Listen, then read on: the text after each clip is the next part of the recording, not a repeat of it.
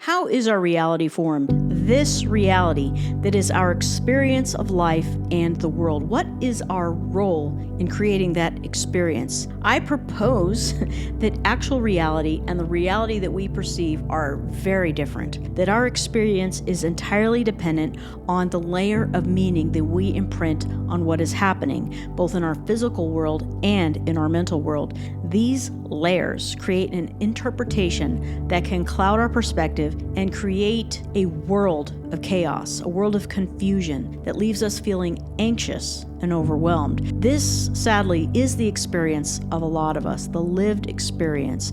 This is how we are going to learn to alleviate our anxiety and find a sense of unity, to find some wholeness, to find peace. So join me as we examine this topic more. And if you're tuning in for the first time, I'm Jess, and this is Living Free. So let's consider for a moment the possibility that our thoughts are not actually reality, but yet it is those thoughts that weave together to form a perceived reality in our minds. At the foundational level of being human, we experience the world. We see this, we see that, people, animals, cars, trees, all of it. And because we have these really incredible minds, we immediately press a layer of thought on everything that we see. This thought is a layer of interpretation and meaning about what we see. These are the stories that we have used to enhance our experience of the world, to give it meaning, creating an emotional response that aligns with the thought meaning. This applies not only to us as the subject of our life, but to everyone else.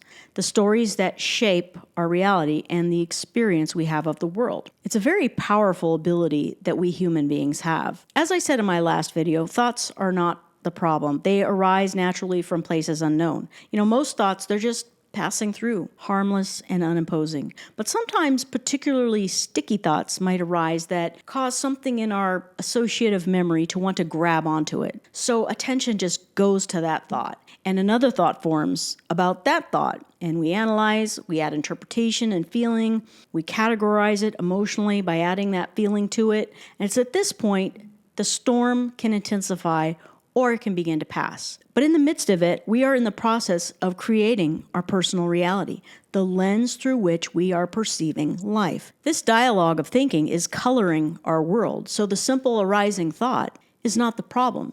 It's the thinking about the thoughts that compound into inner chaos, and that creates a sense of problem and anxiety within us. This is how it is when this is our default way of living, and chronic anxiety is our daily experience. The metaphor of the arrows describes our relationship with thoughts and the compounded thinking about the thoughts. In life, we can't always control the first arrow. However, the second arrow is our reaction to the first. The second arrow is optional. So the first arrow is just life happening. It's pure experience. Even a simple passing thought is an experience. But the second arrow is what carries us away. That is our reaction, the layer of meaning that we add, the reaction. We usually immediately will have a mental replay of the experience. We start evaluating it. It can be an interaction or a response. We can start thinking, well, what if I said this instead of that? We can get caught up in the emotional whirlwind of interpretation. Sometimes this may seem harmless, and other times we just lose ourselves completely, and it's really hard to disentangle from it. A practice of noticing is simply what mindfulness is. Noticing this reaction, noticing the second arrow, which is our reaction. This reaction is optional. With practice, we can start to notice when we start to draw that second arrow. We can learn to just put it away over and over and over again. And this is how we're going to retrain our conditioned reactive mind. We look for the moment of space before the reaction, and we deactivate that second arrow before it goes flying. And for a lot of us, this is an entirely new way of living than what we're accustomed to. But I encourage you to practice this if you really want to alleviate anxiety and improve your overall sense of well-being. If you find yourself suffering because of an emotional thought train, you could ask, what would I feel right now if I didn't have this thought story going on in my head that's affecting my present moment? You could be having what otherwise would be a pleasant or maybe a neutral experience, but because of the thought story, you're just caught up in it. You're stressed out. Ask yourself, what is here now if this so-called problem didn't exist? So how do we escape this mental maze? Well, we notice. Noticing is the doorway out. This is how it works.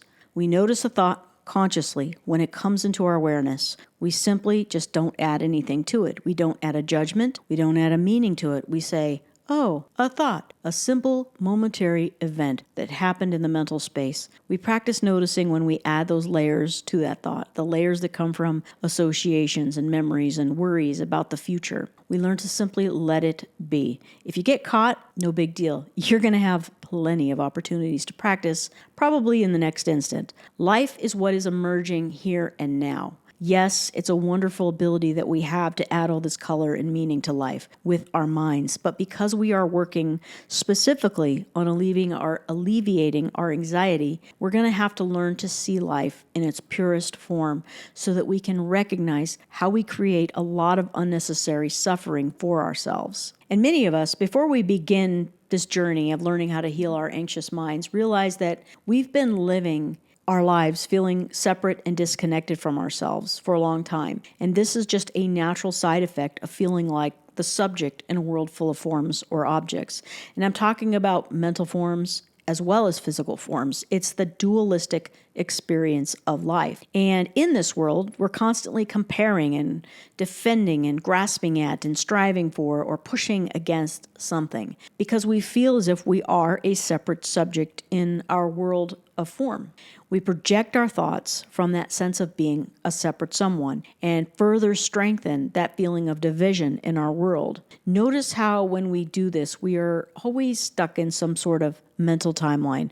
We're not mentally present. So that should tell us something, right? Learning to be present is an opportunity to return home to a sense of place within ourselves. With practice, you can begin to sense a more unified sense of being, not projecting into this separate self. This is a powerful realization because this is where you're going to be able to do the noticing of what's happening in direct experience and observe without a reaction. This is how we're going to learn about how our mental world works and how it has created a sort of filtered sense of reality for us by all the thought reactions. So I encourage you to learn to abide in that quiet place and just notice what is here, right here and now.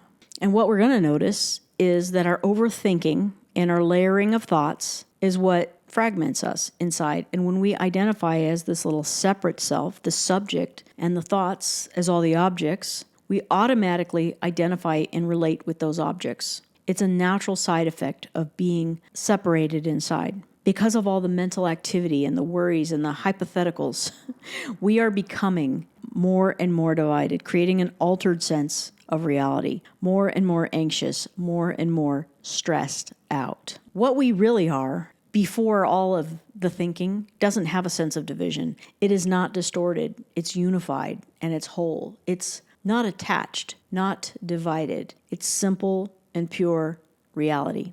Out beyond ideas of wrongdoing and right doing, there is a field. I will meet you there. This is where life is untouched by the mind's altered interpretations. It's in this field that we experience that sense of home, that sense of place, where we are free of the mental noise and at peace in pure presence. So if you say that mindfulness or noticing practice isn't for you, well, I wish you well. But if you are here and you are anything like me, you want to be free. You want to be free of the trouble that second arrow often causes you. To recover from our anxiety, we need to build a toolbox.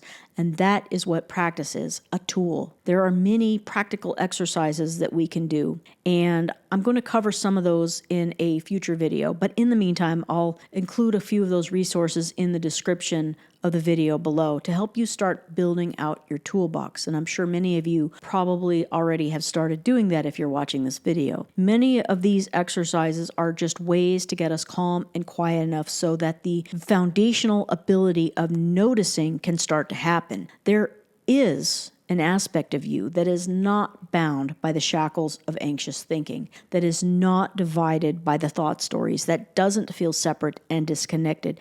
There is a truer you that exists in a unified and a grounded and a peaceful place inside of you that's firmly rooted in unfathomable sureness and stillness and completeness, that's immediately present. When we abide from this place, we connect with our true self. We know because we will have a deep sense of illumination within us. So our journey of healing is not about controlling our thinking with more thinking. We're not trying to stop thoughts by struggling against them. It's the pure noticing of them arising and noticing the tendency to add a layer or cast a second arrow. The more we learn to live in the illuminated space of awareness, the more that we're going to experience freedom. We will experience life more purely and more directly. Thank you all so much for being here with me today. I hope somebody out there feels encouraged. Please check out the resources that I have included in the description, and I will see you all next time.